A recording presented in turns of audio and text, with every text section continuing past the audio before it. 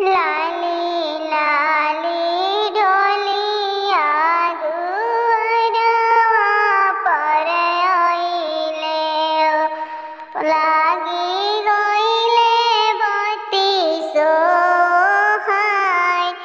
लाली लाली डोलिया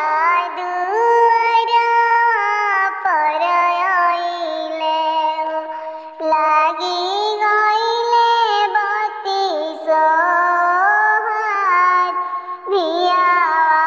दुलारी बिदाया करी पापा साजन छेकेले दुआर धियावा दुलारी बिदाया करी चाचा